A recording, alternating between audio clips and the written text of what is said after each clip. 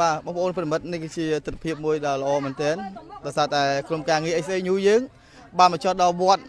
បងហៅវត្តអីដែរបងវត្តសាដំភូមិអីដែរបងភូមិពោមរៀលភូមិរៀលឃុំអីដែរឃុំពោមរៀលស្រុកបរសែតខេត្តកំពង់ស្ពឺណាខេត្តកំពង់ស្ពឺបាទហើយថ្ងៃនេះគឺបងប្អូនយើងច្រើនមកធ្វើអីបងមកបងអូនស្រីភាពមកធ្វើបន់ផងហើយនឹងចែកទានឲ្យចាស់ចាស់អូហ្នឹងបាទហើយក្មេងៗមកទទួលអីដែរបងទទួលថាបងអូនស្រីភាហ្នឹងបានចែកអំណោយជាសភៅបិច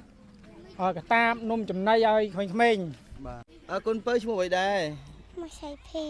សៃភាយុម៉ានេះកូនពៅ6 ឆ្នាំហើយកូនមកធ្វើអីដែរកូនមកធ្វើអីដែរហ៊ានមកគេមករៀនចាហ្នឹងអីរៀនទីម៉ានេះ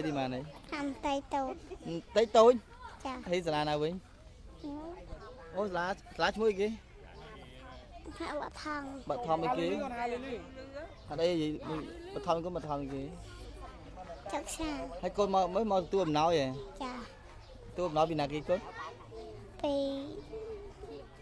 អ៊ីភាពចាហើយម៉ាក់ប៉ាមកកូនហ្នឹង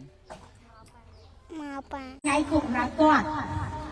យល់ទេកូនចាហើយចឹងអូនគាត់មកចែកនេះចែកក្មេងៗដើម្បីខំប្រឹងរៀនណាមិនយកទៅយកសភៅយកទៅគូលេងនិយាយហើយបងដឹងអត់ឈប់មកហើយនិយាយហើយសភៅយកទៅចែកយកទៅរៀនណាយកខំប្រឹងរៀនណា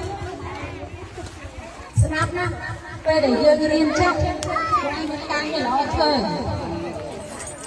យល់ទេអូនពូយល់អត់និយាយទេចាខំប្រឹងរៀនណាអត់ស្រីមិនថាស្រីមិនថាប្រុសខំប្រឹងរៀនទៅលេបងអ៊ំចៅមិនមែនបានថាកូនឯងបានរៀនទេថាបើខំប្រឹងរៀនណាទៅកន្លែងរៀនចេះកុំពេចអ៊ំលឺទេល្អចា៎